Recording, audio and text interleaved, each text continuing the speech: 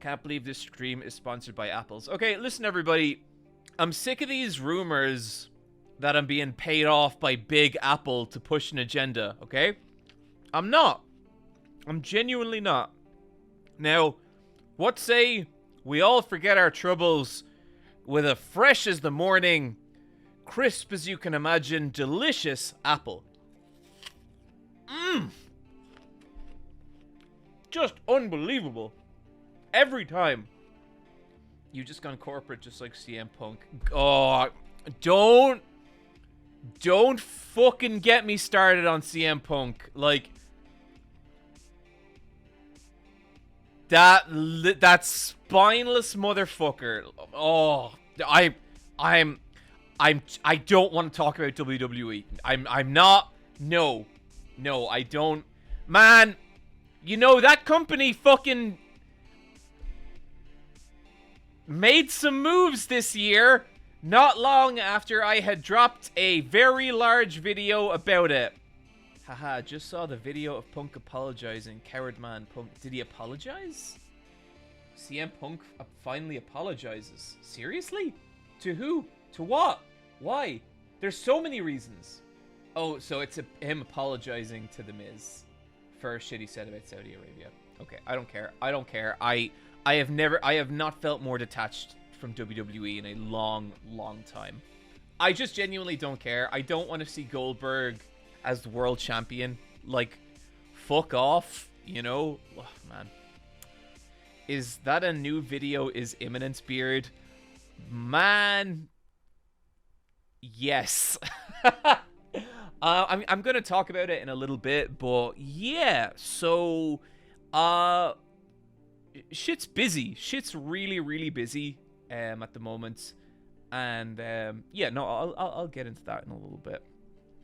Is it the R-Truth wrestling video finally? No, it's not. Natty's my Garn.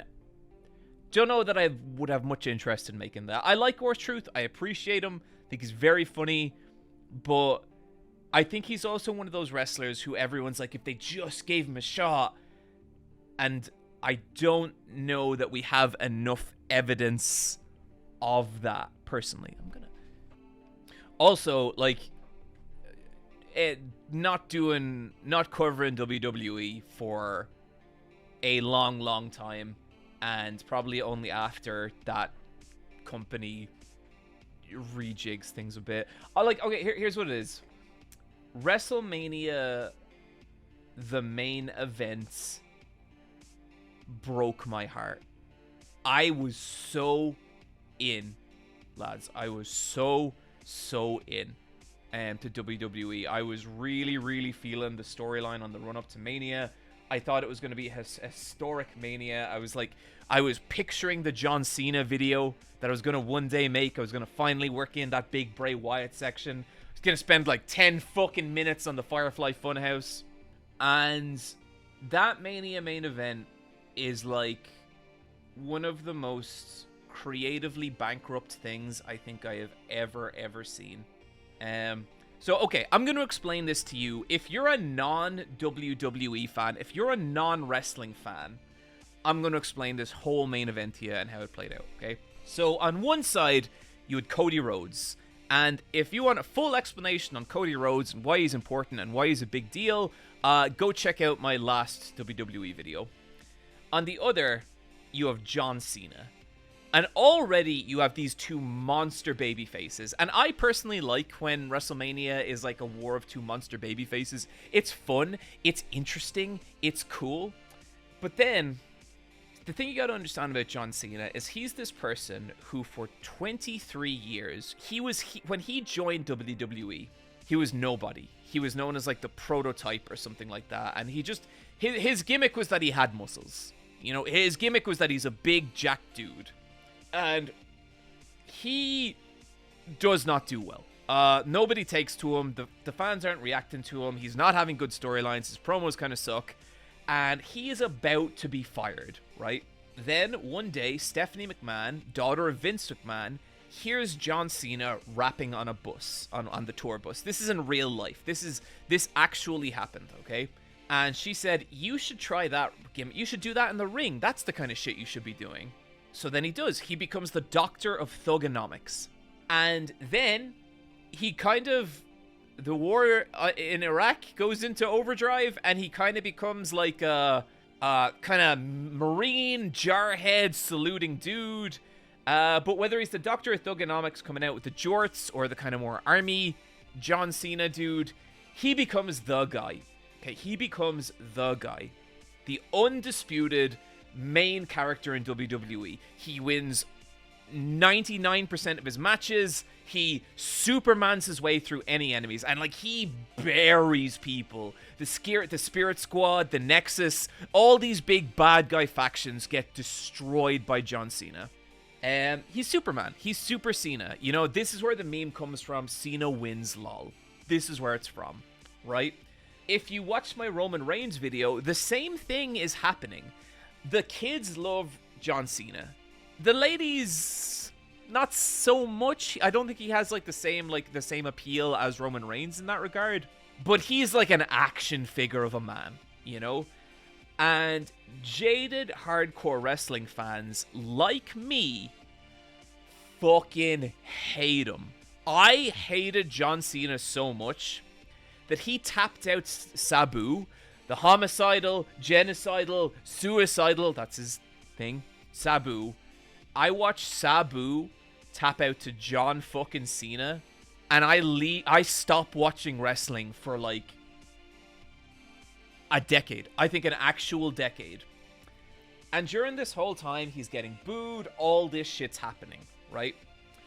Everyone's just like, if the audience hates you so much, you should just turn heel. You should just turn heel. Like, it's that simple, you know? He never does. He never does. He stays as Superman. He stays as, like, just central force of wrestling. And this merchandising machine. They bring out the spinner belt, and it's like, you know, the kids love it. Like, I can't imagine how much merchandise John Cena was moving in his prime. And he never turns heel, but there's like interesting storylines that start to come around it, right? You have Bray Wyatt, and Bray Wyatt's whole thing is, I'm going to take John Cena and I'm going to bring him to the dark side. And so you start to see WWE play with this kind of heel Cena storyline, and Cena doesn't give in, and he stays good, and all this kind of stuff. And it gets to the point where they actually develop John Cena into a heel, and it was the gimmick, I don't know much about it, but it was Fear His Name. And he was going to have a wrestling singlet, and he was going to be completely different. They never pulled the trigger on it because I think Cena is just too lucrative. So anyway, years go by. Cena, his time comes and goes. Reigns comes in. Reigns becomes the guy very dubiously until he actually becomes the guy. It brings us to WrestleMania. And Cena loses at the Royal Rumble. But he wins at Elimination Chamber, which is the only other way to kind of hotshot your way into the main event of WrestleMania. And after the match, The Rock comes in, and The Rock is now like the CEO, in real life, the CEO of WWF. Or like the fucking, he has some massive title, like he's part of the board of the directors, blah, blah, blah.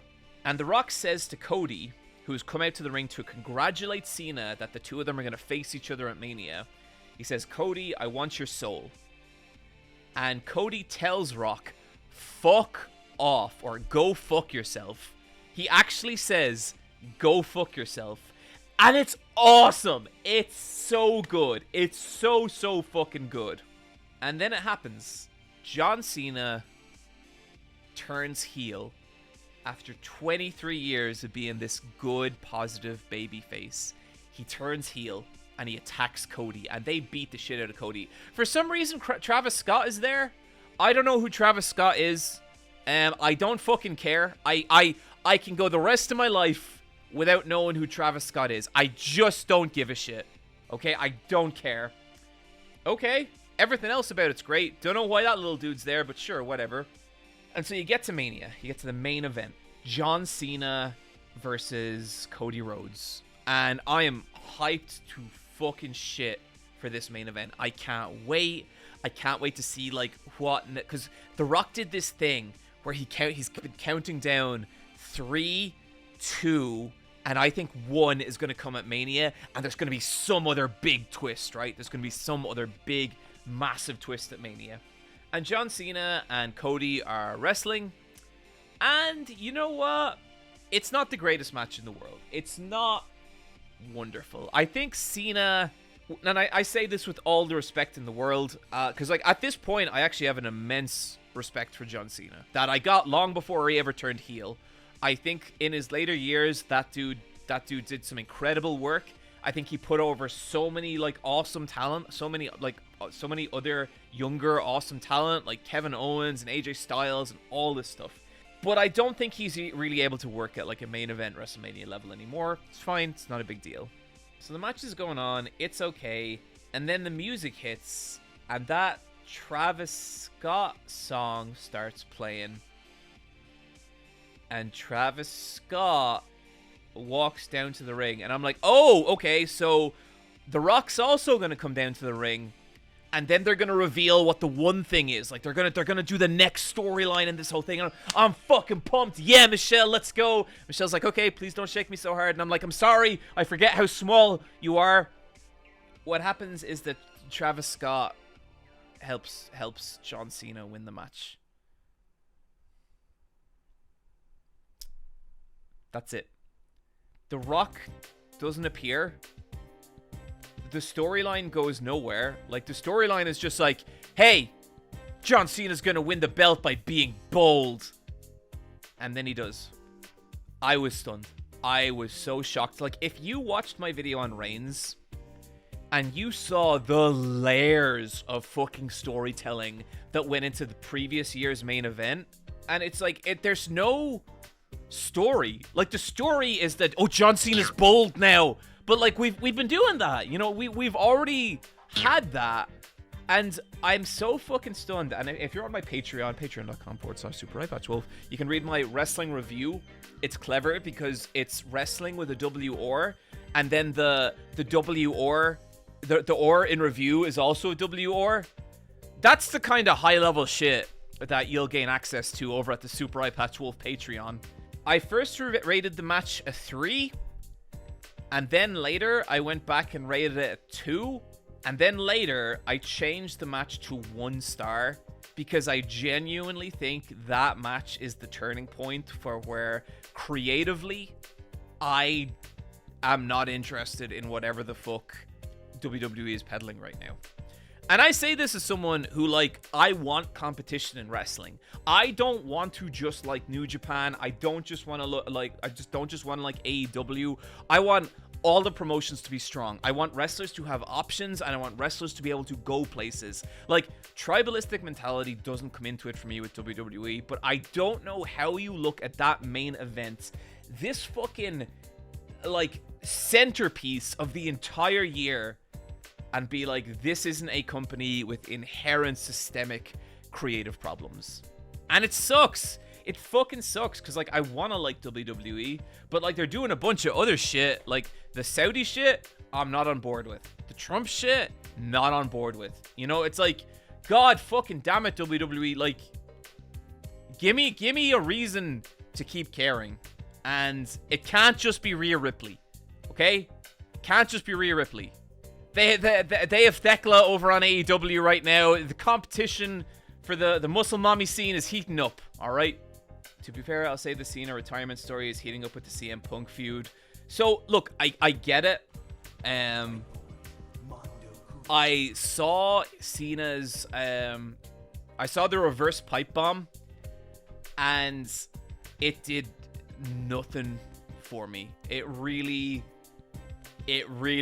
did nothing for me. Like, I just felt like a big part of my problem with modern era CM Punk and every storyline he's in is this constant, like, hey, remember the pipe bomb? Wasn't that awesome 10 years ago? And it's like, yes, the pipe bomb was awesome. One of the undisputed greatest moments in all of wrestling. Shut the fuck up about it, you know? And so I just feel at a loss with WWE. I really... And then, like, you know, you're hearing reports as well that this is an internal power struggle between The Rock and Triple H and all this kind of stuff. And, like, whether there is or not, It sure feels like there is.